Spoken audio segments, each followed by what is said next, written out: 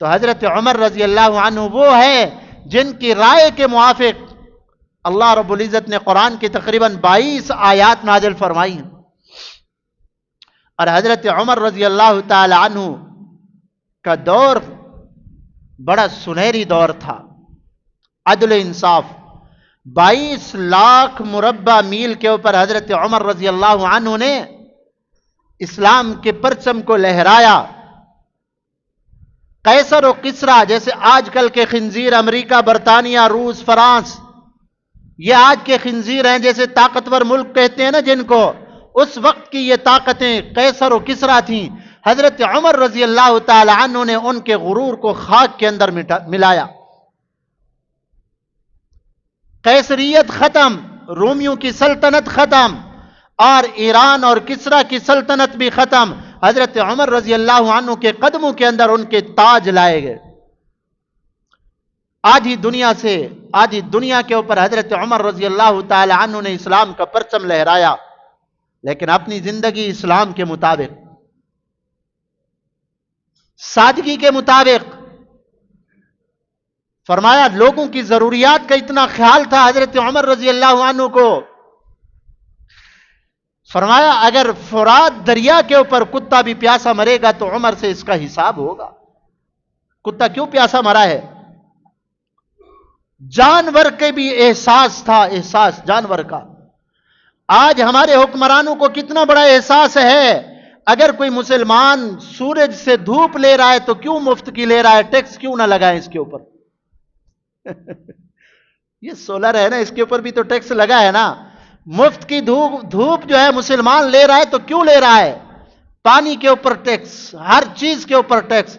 بے دینوں کو اپنے سروں کے اوپر بٹھاؤ گے تو ہمارا خون چوسیں گے. اور جو حکمران طبقہ ہے ان کی تنخواہیں کتنی ہیں؟ 600% اضافہ. ان کی بجلی بھی فری، ان کی جو ہے نا میڈیکل بھی فری، ان کا کچن کا خرچ بھی فری، ان کی سب چیز، پیٹرول بھی فری. پھر یہ 11 لاکھ 20 لاکھ تنخواہیں کس چیز کی لے رہے ہیں؟ تو اسلامی حکومت اور جو آج کل کی کفریہ جمہوریت ہے اس میں یہی فرق ہے. تو ہم آنکھیں کھول کے زندگی گزاریں، آنکھیں بند کر کے زندگی نہیں گزاریں. تو حضرت عمر رضی اللہ تعالی عنہ اتنا خیال کرتے تھے اپنی رعایا کا. رات کو چکر لگا رہے ہیں، ایک جگہ سے جو ہے نا خیمہ لگا ہوا ہے، وہاں سے کچھ کراہنے کی آواز آ رہی ہے. حضرت عمر گئے، ایک آدمی باہر بیٹھا ہے بڑا پریشان. کہا بھائی خیر ہے؟ سلام کیا. کیوں پریشان بیٹھے ہو؟ اس نے کہا جاؤ، تم کون ہو مجھ سے پوچھنے والے؟ پریشان ہوں تو میں ہوں، تم کیوں پوچھ رہے ہو؟ جاؤ جاؤ اپنا کام کرو. اس نے کہا بھائی، حضرت عمر نے فرمایا بھائی کوئی بتاؤ تو صحیح کیوں پریشان ہو؟ آخر بھائی کو بتاتا ہے، ہو سکتا ہے میں تیری پریشانی میں کچھ کام آؤں. اس نے کہا ہم مسافر لوگ ہیں، دور سے آئے ہیں، اور جو ہے میری بیوی جو ہے ولادت کا وقت ہے اور کوئی نہیں ہے ساتھ، مسافر اکیلے میاں بیوی ہیں ہم، ولادت کا وقت ہے، بچے کی ولادت کا وقت ہے، پریشان ہوں، اکیلا آدمی میں کیا کروں، مرد ہوں. تو میں اچھا بیٹھو. حضرت عمر گئے، اپنی بیوی کو لائے. حضرت علی رضی اللہ عنہ کی بیٹی ام کلثوم تھی، حضرت فاطمہ الزہرا کی بیٹی، حضرت علی کی بیٹی ام کلثوم حضرت عمر بن خطاب کے نکاح میں تھی. کہا کہ اللہ نے بڑا موقع دیا نیکی کمانے کا. ایک ایسا مسافر ہے، کوئی نہیں اس کی خدمت کرنے والا، اب چلو گی؟ انہوں نے کہا بالکل چلیں گے. اور جو ضروریات تھیں اس وقت، جو ضروری چیزیں ہوتی ہیں وہ لائے اور اپنی بیوی کو لائے. حضرت عمر رضی اللہ عنہ نے اپنی بیوی کو خیمے میں بھیج دیا. خود اس بدو کے ساتھ جو باہر سے آیا دیہاتی تھا اس کے ساتھ بیٹھ کے باتیں کرنے لگے تاکہ اس کا غم ہلکا ہو. یہ ہے انسانیت کا احساس، انسانیت کا یہ احساس. اب اللہ نے بیٹا عطا فرمایا تو اندر سے آواز آئی امیر المومنین اپنے بھائی کو خوشخبری دے دو، اللہ نے بیٹا دی. جب اندر سے آواز آئی نا امیر المومنین، وہ بیچارہ دیہاتی کانپنے لگا کہ میں کس سے خدمت لے رہا ہوں؟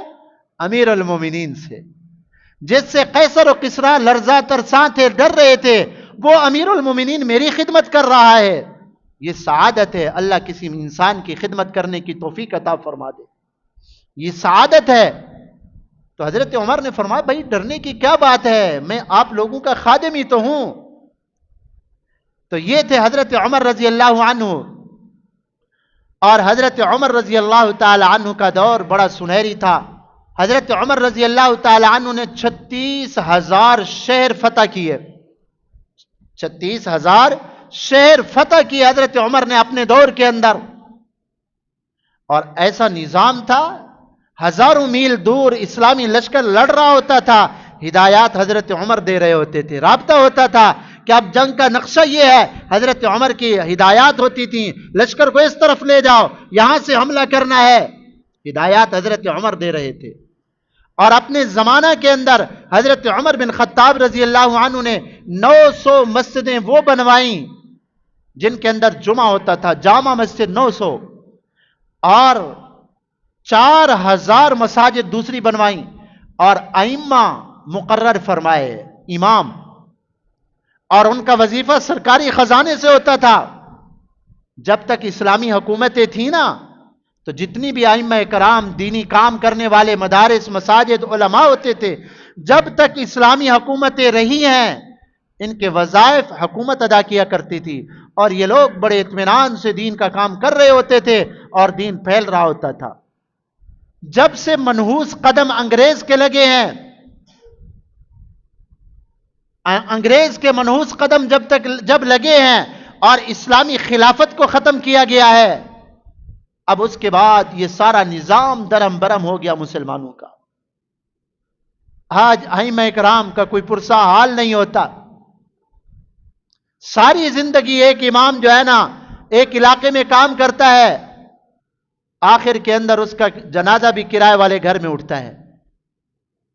تو حضرت عمر رضی اللہ عنہ سمجھ رہے تھے کہ امام اور مسجد کی آبادی امام کو خوشحال رکھنے کے اندر ہے، ان کی ضروریات پوری ہوں گی، وہ دل جمی کے ساتھ دین کا کام کریں گے۔ یہ نظام حضرت عمر نے شروع فرمایا تھا۔ بہرحال اور بھی بہت سے کارنامے حضرت عمر بن خطاب کے، اور یہودی اور کافر یہ کہاں برداشت کرتے ہیں کہ دین اسلام پھیلے۔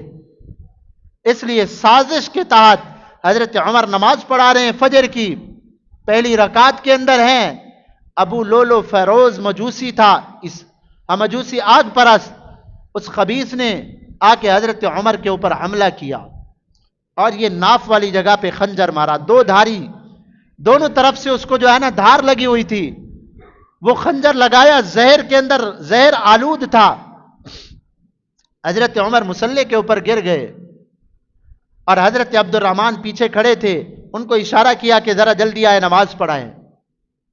حضرت عمر رضی اللہ عنہ مصلی کے اوپر تڑپ رہے ہیں، حضرت عبد الرحمن بن عوف آگے آئے، آ کے نماز پڑھائی، اور مختصر نماز پڑھائی۔ وہ بدبخت ابو لولو فیروز مجوسی نکلنے کی کوشش کر رہا تھا، لیکن صفیں اتنا گنجان تھیں کہ وہ نکل نہیں سکا۔ 17 صحابہ اکرام کے اوپر حملہ کیا اس نے، جو بھی سامنے آیا اس کو خنجر مارا۔ آخر ایک صحابی نے اس کے اوپر کمبل ڈال دیا اور اس کو پکڑ لیا۔ جب اس نے کہا کہ دیکھا کہ میں پکڑا گیا، اس نے اپنے آپ کو خنجر مار کے خود قتل کر دیا۔ تو حضرت عمر رضی اللہ تعالی عنہ کا دور اور ان کی زندگی ہمارے لیے نمونہ ہے، اور مسلمان کی یہ زندگی ذمہ داری ہے کہ مسلمان جیے تو اسلام کے لیے، مرے تو اسلام کے لیے مرے۔